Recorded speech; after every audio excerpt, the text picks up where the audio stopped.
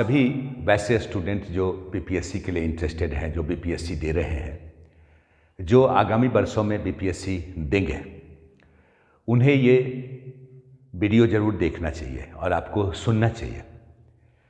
मैं जो कुछ भी बात कर रहा हूँ लॉजिकल कर रहा हूँ और किसी प्रकार के दुराग्रह से मुक्त होकर कर रहा हूँ। आप पूरी तरह से सुनेंगे तो आपको खुद समझ में आएगा कि बीपीएससी के द्वारा, आयोग के द्वारा जो कुछ भी इधर 4-5 महीने में परीक्षण किया गया, क्या वो छात्रों के लिए पॉजिटिव है? क्या आयोग ने छात्रों की समस्या का समाधान किया या आयोग के द्वारा छात्रों को भटकाने की साजिश है? मैं 2 मुद्दे पे आज आपके सामने अपने बातों को रखूंगा। एक तो कि छात्रों की समस्या क्या थी। पिछले कई वर्षों से छात्र जिस समस्या से जूझ रहे थे, क्या आयोग ने उस समस्या का समाधान दिया?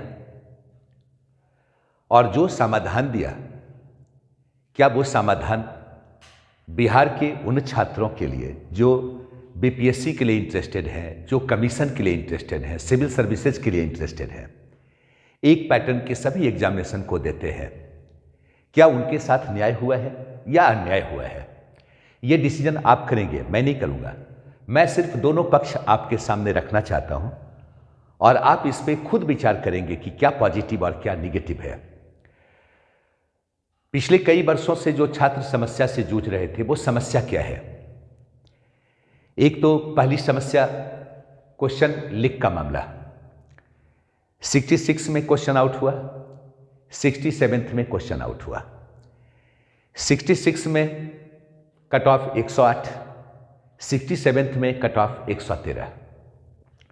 चलिए, यह मामला प्रकाश में आ गया तो बात समझ में आई। इसके पहले भी कभी हुआ होगा, किसी को पता है? नहीं। क्या आयोग ने इसके लिए कोई कार्य किया, कोई आश्वासन दिया कि भाई अब ये प्रॉब्लम नहीं होना चाहिए, इसके लिए हम इस प्रकार की रणनीति अपना रहे हैं? इस पे कोई चर्चा नहीं हुई। दूसरा, क्वेश्चन की प्रकृति का मामला, क्वेश्चन के नेचर का मामला। चूंकि आज बीपीएससी के लिए इंटरेस्टेड स्टूडेंट की संख्या, अभ्यर्थियों की संख्या बढ़ रही है। जैसा कि आपने पिछले साल देखा, 6 लाख प्लस लड़कों ने फॉर्म भरा था बीपीएससी के लिए। यानी बीपीएससी देने के लिए सिर्फ बिहार की स्टूडेंट नहीं, बल्कि सिविल सर्विसेज देने वाले स्टूडेंट, उत्तर प्रदेश के स्टूडेंट, हिंदी भाषी सभी क्षेत्र के स्टूडेंट इंटरेस्ट लेते हैं। जब स्टूडेंट की तादाद लगातार बढ़ रही है, उनका मेहनत, उनकी कोशिश, उनके संसाधन सब बढ़ रहे हैं, तो फिर क्वेश्चन की प्रकृति के बारे में आपने क्यों नहीं बोला? उसमें क्यों नहीं परिवर्तन? क्वेश्चन का मॉडल कैसा होगा? क्या पहले की तरह क्विज टाइप क्वेश्चन होगा? किसी गाइड से उठाया हुआ पूरी की पूरी तरह क्वेश्चन होगा? या फिर बीपीएससी के एक्सपर्ट क्वेश्चन सेट करेंगे, आंसर देंगे ताकि उत्तर गलत ना हो? इस समस्या का समाधान हुआ नहीं। सिर्फ एकमात्र समाधान देखने को मिला, क्या? 4:1 निगेटिव मार्किंग, लेकिन ई कंटिन्यू रहेगा। आप ऐसे सोचिए, 4:1 निगेटिव मार्किंग का क्या औचित्य है? कोई औचित्य है? 4 में 1 गलत। आप ऐसे सोचिए कि अगर विकल्प को 4 कर दे, क्योंकि बीपीएससी ई विकल्प के लिए क्वेश्चन बनाती नहीं है, ई हो जाता है। जहां पे भी विवाद उभरता है वहां आंसर ई हो जाता है। ये सेफ्टी बल्ब है, उनका सुरक्षा का पाठ है, न कि ई के लिए उनका क्वेश्चन सेट होता है। तो अगर छात्र ई को छोड़कर 4 विकल्प के आधार पर अगर देखें, तो आप ये सोचिए कि 4 क्वेश्चन अगर हम बी भी रंगेंगे तो 1 सही होगा। तो फिर 1:4 निगेटिव का क्या औचित्य है? कोई औचित्य नहीं है। जो स्टूडेंट 195 बनाने की क्षमता रखता है, वो 150 बनाएगा और उसका 1 भी निगेटिव में नीचे नहीं आएगा, सवाल ही नहीं उठता है। दूसरी बात, जब आपने निगेटिव किया तो फिर ई विकल्प क्यों? ये भी सेफ्टी बल्ब को फिर भी बरकरार आप रखना चाहते हैं। यानी क्वेश्चन कैसा होगा, एनालिटिकल होगा या नहीं होगा, इस पे भी आपका कोई विचार नहीं आया, आयोग का भी तक कोई विचार नहीं आया। यानी प्रश्न की प्रकृति, ई विकल्प, ये छात्रों की समस्या थी। जब से ये है, क्या आयोग ने इसका समाधान दिया? नहीं। मुझे लगता है बहुत सारे छात्र खुश हैं इस बदलाव से, लेकिन एकदम गौर से सोचिएगा। मैं बता रहा हूं कि मैं बगैर किसी दुराग्रह के आपके सामने प्रस्तुत हुआ हूं। सोचना आपको है, करना आपको है। एग्जामिनेशन की तैयारी आप करेंगे, हम साथ में मिलकर मेहनत करेंगे, सीधी सी बात, जो रहेगा उसी पे काम किया जाएगा। लेकिन एक बात सोचने की चीज तो है, क्या जो आयोग कर रही है ये पॉजिटिव है? तीसरा जो समस्या है वो समस्या क्या है? अभी अभी एग्जामिनेशन 67th का हुआ, रिजल्ट भी हुआ और आपने मेंस का एग्जामिनेशन भी अनाउंस कर दिया। क्या कोई एक छात्र भी कह सकता है कि इनके सारे के सारे आंसर सही हैं? जब आपने प्रोविजनल दिया तो आपका आंसर गलत, जब आपने फाइनल रिजल्ट दिया तो भी आपका आंसर गलत। अगर आयोग समस्या का समाधान करती तो गलत उत्तर को सही करके आंसर जारी करती, रिजल्ट जारी करती। क्या आयोग ने ऐसा किया? नहीं किया। इसका मतलब है लड़के समस्याग्रस्त हैं और आप परिवर्तन के आधार पर दिमाग को भटकाना चाहते हैं। सीधी सी बात है, ऐसे किसी भी समस्या का समाधान नहीं हुआ। चलिए अब हम आगे बात करते हैं। एक और मुद्दा है समस्या का, मैं फिर एक बार चर्चा करूंगा। मेंस एग्जामिनेशन जब होता है और मेंस एग्जामिनेशन की कॉपी का मूल्यांकन होता है, आप आश्चर्य करेंगे पूरे इंडिया में जहां भी पीसीएस के द्वारा, सिविल सर्विसेज के द्वारा एग्जामिनेशन होता है, कॉपी का परीक्षण करने वाले जो टीचर होते हैं उन्हें हर एक क्वेश्चन का मॉडल आंसर बनाना होता है और उस मॉडल आंसर के आधार पे कॉपी का मूल्यांकन होता है। लेकिन आश्चर्य है कि एकमात्र बीपीएससी है जहां कोई मॉडल आंसर नहीं बनता है। कोई भी टीचर बगैर मॉडल आंसर का कॉपी का मूल्यांकन कर रहा है। इसका मतलब है कि जिसका रिजल्ट हो गया वो तुरंत खां हो गया, मैं बहुत टैलेंटेड हूं। जिसका नहीं हुआ वो बेचारा रोज सोच रहा है हमने कहां गलती किया। ये चित्र बनाते तब नंबर आता, ये मैप बनाते तब नंबर आता, ये फोटो बनाते तब नंबर आता। नहीं, ये तमाम प्रकार का जो ये रणनीति आंसर लिखने में जो डेवलप किया है वो सिर्फ उनकी गलती के कारण हुआ है कि लड़के ये सोच रहे हैं कि हम तो अच्छे थे फिर हमें मार्क्स कम क्यों आया। लेकिन कभी ये नहीं सोचा कि जांचने वाले के पास अगर मॉडल आंसर ही नहीं है वो भला कैसे कॉपी का बेहतर मूल्यांकन करेगा। और आपको पता होना चाहिए कि किसी यूनिवर्सिटी कॉलेज में जो 8 साल से प्रोफेसर हैं उन्हें कॉपी जांचने का राइट है। और आपको पता है कि यहाँ कितने यूनिवर्सिटी और कॉलेज में रेगुलर पढ़ाई होती है। और मुझे जहाँ तक मालूम है नॉलेज किसी की बपौती नहीं है जब तक कि आप रियाज नहीं करते हैं, प्रैक्टिस में नहीं है। और क्या ऐसे क्वेश्चन के प्रैक्टिस में कोई कॉलेज में है? लेकिन वो डायरेक्ट मूल्यांकन करते हैं बगैर किसी मॉडल आंसर का, यहां तक कि जीएस के क्वेश्चन का। इसका मतलब आज तक जितना भी मूल्यांकन हुआ तो जिनका हो गया उनका मेहनत तो लगा हुआ था ही, साथ ही साथ कहीं ना कहीं ईश्वरीय कृपा थी कि उनका रिजल्ट हो गया। जिस पे कृपा नहीं थी उसका रिजल्ट नहीं हुआ। यही वजह है कि कोई लड़का अगर सिविल सर्विसेज करता है, आता है, तो मैं एक बार धन्यवाद देता हूं, एक बार बधाई देता हूं। लेकिन बीपीएससी वाले जब मिलते हैं तो बार बार बधाई देने का मन करता है, क्योंकि मेहनत के साथ साथ कहीं ना कहीं ईश्वरीय कृपा है, वो आदमी विशिष्ट है, इसलिए उसका रिजल्ट हुआ बीपीएससी में। चूंकि कॉपी का मूल्यांकन करने वाला जब तक उसके पास मॉडल आंसर नहीं है तो फिर वो कॉपी का मूल्यांकन कर क्यों रहा और कर कैसे रहा है। ये समस्या बीपीएससी का था। क्या आयोग ने समाधान दिया? बिल्कुल नहीं। चलिए, ये तो पुरानी समस्या थी जहां पे आयोग ने समाधान नहीं देकर ये रेगुलर परिवर्तन करके हम लोगों के दिमाग को भटकाने की सिर्फ कोशिश की और लगा कि नहीं कुछ अच्छा हो रहा है। अब मैं परिवर्तन की भी बात करता हूं। आप जब गौर से सोचेंगे, जैसे एक बात सोचिए कि इधर पिछले 5-6 महीने से लगातार बीपीएससी प्रयोगशाला बना के रखी है, बीपीएससी को, आयोग को, बार बार परिवर्तन। चलिए उसमें मैं 1-2 परिवर्तन तो आया, खारिज हो गया कि भाई एग्जामिनेशन हम 2 फेज में लेंगे, 2 दिन लेंगे, परसेंटाइल निकालेंगे। चलिए ये खत्म हुआ। दूसरा, आप आश्चर्य करेंगे, अभी अभी जस्ट ये आया, घोषित किया गया बीपीएससी की ओर से कि ऑप्शनल पेपर जो होगा वो क्वालिफाइंग होगा, ऑप्शनल पेपर ऑब्जेक्टिव होगा। तो फिर 67th जो मेंस एग्जामिनेशन होने वाला है, एकदम परीक्षा के निकट ऑप्शनल के क्वेश्चन के पैटर्न में आपने चेंज क्यों किया? इससे किसको परेशानी हुई? वो छात्र जो एग्जाम देने वाले हैं। नोटिफिकेशन में ऐसा कुछ नहीं था। आप एग्जामिनेशन के 15 दिन पहले बोलते हैं कि नहीं, वैकल्पिक क्वेश्चन के मोड में चेंज होगा, आपको ओवरऑल सिलेबस पढ़ना होगा। जब आपको ऑप्शनल को क्वालिफाइंग करना था, ऑब्जेक्टिव बनाना था, तो 67th मेंस ऑप्शनल के साथ ये प्रयोग क्यों? इसका मतलब है कि आयोग ने जो भी निर्णय लिया, जो भी आज सिलेबस दिया, ये बगैर किसी मीटिंग के, बगैर किसी चर्चा के, बस एक व्यक्ति के मर्जी का ये परिणाम है। नहीं तो कोई भी आयोग इंडिया का किसी भी रणनीति में परिवर्तन करती है, पैटर्न में परिवर्तन करती है, बिल्कुल सोच समझकर, विचार कर, नाप तोल कर प्रेजेंट करती है। तब तो आज आपने ये कहा, कल फिर इसको बदल देंगे। चांस ये भी बन रहा है। मैं बताता हूं क्यों बन रहा है। तो पहली बात तो कि आपने कोई मीटिंग ऑर्गेनाइज नहीं किया, कोई इस पे चर्चा नहीं की, कोई बोर्ड मीटिंग नहीं हुआ। चूंकि ये जस्ट 1 दिन 2 दिन में हुआ, आपने जस्ट 5-7 दिन पहले कहा कि मेंस के ऑप्शनल के क्वेश्चन के प्रकृति में ये बदलाव होगा, और जस्ट आप 10 दिन बाद कह रहे हैं क्या कि ऑप्शनल नहीं होगा, ये ऑब्जेक्टिव होगा और क्वालिफाइंग होगा। इसका मतलब है कि कोई बोर्ड मीटिंग के तहत यह कार्य सोच समझकर नहीं हुआ, यह बस एक व्यक्ति के दिमागी फितूर है जिसके कारण इस प्रकार का देखने को मिल रहा है। नंबर 1।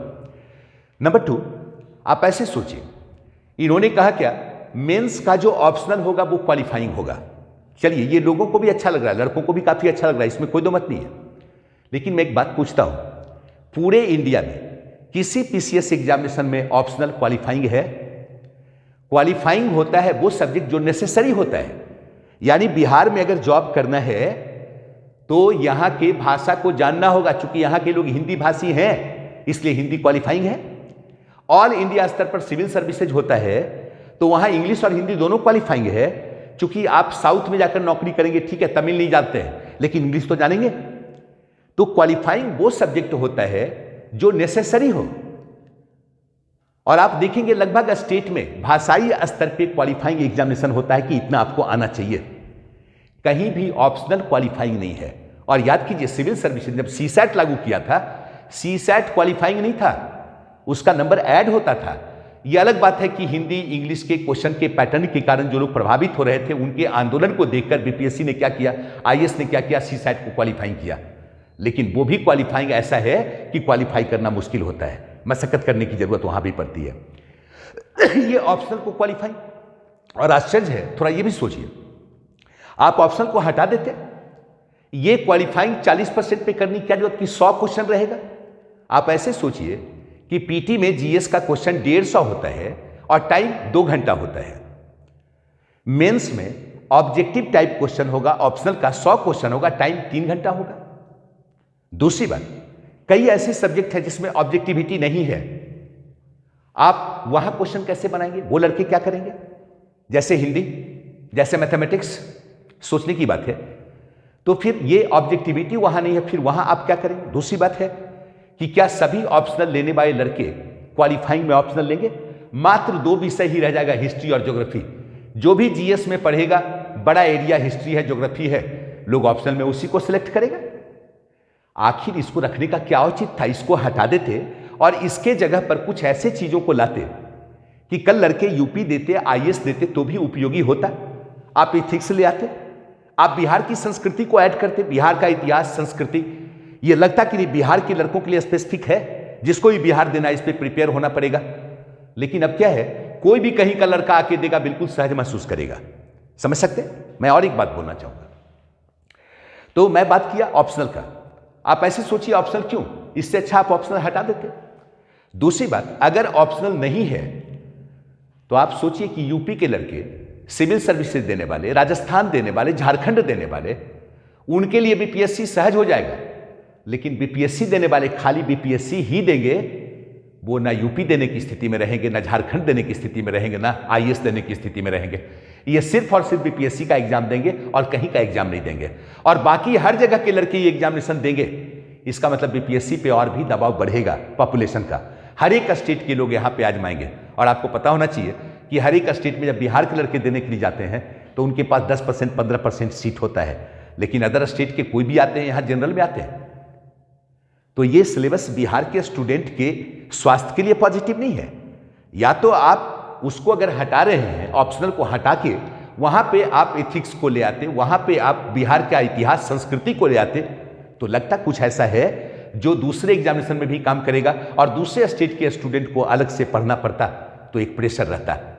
यानी आपने तो बिल्कुल सहज कर दिया बीपीएससी को, ताकि सारे के सारे लोग आके यहां एग्जाम दें और यहां के लड़के कहीं का एग्जाम नहीं दें। इसके बाद मैं फिर और बात करूंगा।